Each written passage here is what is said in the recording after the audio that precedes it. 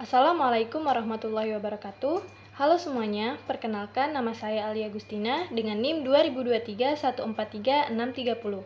Pada kesempatan kali ini, saya akan membahas materi mengenai Perundang-undangan Negara Kesatuan Republik Indonesia untuk memenuhi tugas mata kuliah Pendidikan Pancasila dari dosen pengampu Bapak Dr. Haji Hendra Wijaya, SAG, MPDI. Ada beberapa submateri yang akan kita bahas, yaitu yang pertama, mengidentifikasi tata urutan peraturan perundangan Republik Indonesia. Yang kedua, mendeskripsikan alasan terjadinya perubahan Undang-Undang Dasar 1945 setelah reformasi.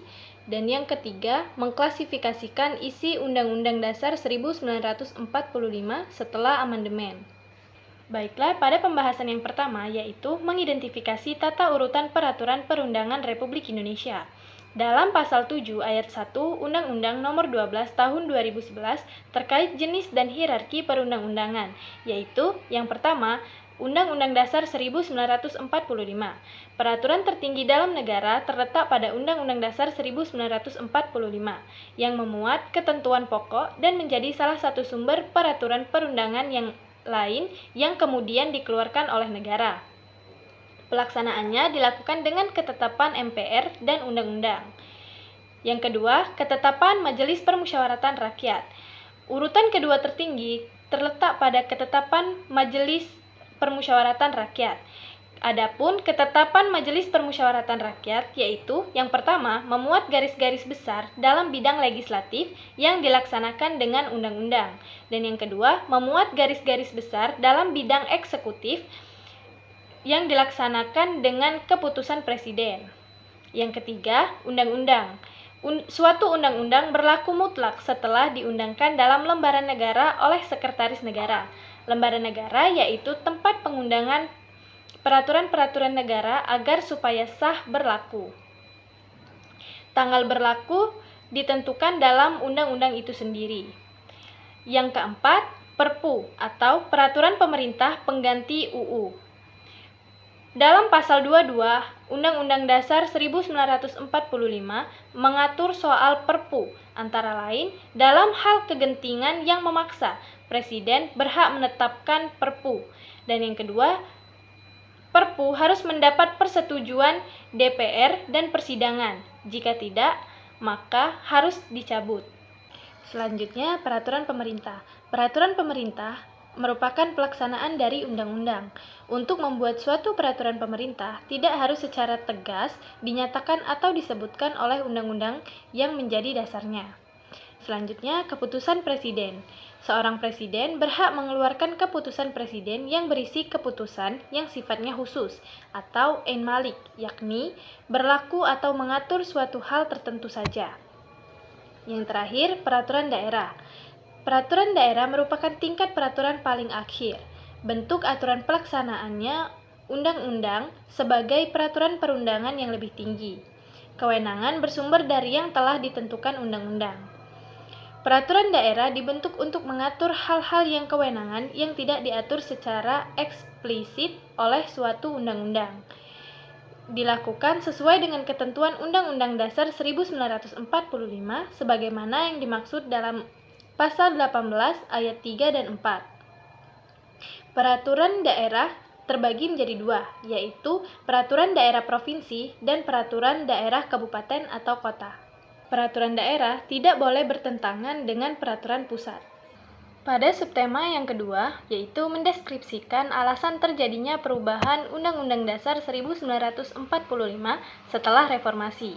Perubahan Undang-Undang Dasar 1945 setelah reformasi terjadi sebagai respon tuntutan reformasi yang dilatar belakangi oleh praktek penyelenggaraan negara pada masa pemerintahan rezim Soeharto. Itu adalah alasan yang pertama.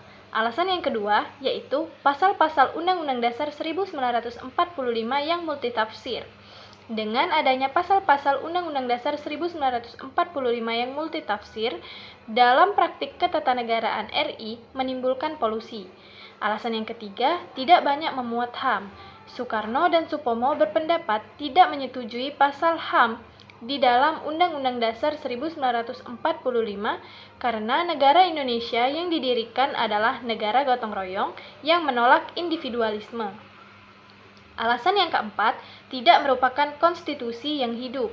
Dalam kenyataannya, selama pemberlakuan Undang-Undang Dasar 1945 bukan merupakan konstitusi yang hidup atau merupakan konstitusi yang hidup. Pada subtema yang terakhir yaitu mengklasifikasikan isi Undang-Undang Dasar 1945 setelah amandemen. Ada 5 kesepakatan dasar atas perubahan Undang-Undang Dasar 1945, yaitu yang pertama, tidak mengubah pembukaan Undang-Undang Dasar Negara Kesatuan Republik Indonesia 1945. Yang kedua, tetap mempertahankan Negara Kesatuan Republik Indonesia. Yang ketiga, memperteguh sistem pemerintahan presidensial. Yang keempat, menghilangkan penjelasan Undang-Undang Dasar Negara Republik Indonesia 1945 dan hal-hal normatif dan penjelasan akan dimasukkan ke dalam pasal-pasal. Dijelaskan juga bahwa amandemen Undang-Undang Dasar 1945 tidak mengubah format undang-undang tersebut. Yang berubah adalah bagian aspek, sistematika, jumlah bab, pasal, ayat pada Undang-Undang Dasar 1945. Sebelum amandemen, Undang-Undang Dasar 1945 terbagi menjadi 3 bagian, yakni pembukaan, batang tubuh, penjelasan. Pada Undang-Undang Dasar 1945, sebelum amandemen terdapat 16 bab, 37 pasal, 49 ayat, serta 4 pasal aturan peralihan dan 2 ayat aturan tambahan. Setelah amandemen, Undang-Undang Dasar 1945 terdiri atas 2 bagian, yaitu pembukaan dan pasal-pasal. Pada Undang-Undang Dasar 1945 setelah amandemen terdapat 21 bab, 73 pasal, 170 ayat, 3 pasal aturan peralihan, dan 2 pasal aturan tambahan. Itulah sistematika Undang-Undang Dasar 1945 sebelum dan sesudah dilakukannya amandemen. Baiklah, selanjutnya adalah kesimpulan. Peraturan perundangan di Indonesia mengikuti tatanan tertentu, mulai dari Undang-Undang Dasar sebagai hukum tertinggi hingga peraturan daerah di tingkat daerah. Peraturan Undang-Undang Dasar 1945 dilakukan untuk mengatasi beberapa kelemahan sistematika dan substansi Undang-Undang Dasar pasca perubahan seperti keracunan sistem pemerintahan dan sistem ketatanegaraan yang tidak jelas. Setelah amandemen, isi Undang-Undang Dasar 1945 memiliki 21 bab, 73 pasal, 170 ayat, serta 3 pasal aturan peralihan dan 2 pasal aturan tambahan. Baiklah, itu saja penjelasan dari saya mengenai materi perundang-undangan Negara Kesatuan Republik Indonesia. Jika ada salah kata, saya mohon maaf. Kepada Allah saya mohon ampun. Saya akhiri. Wassalamualaikum warahmatullahi wabarakatuh.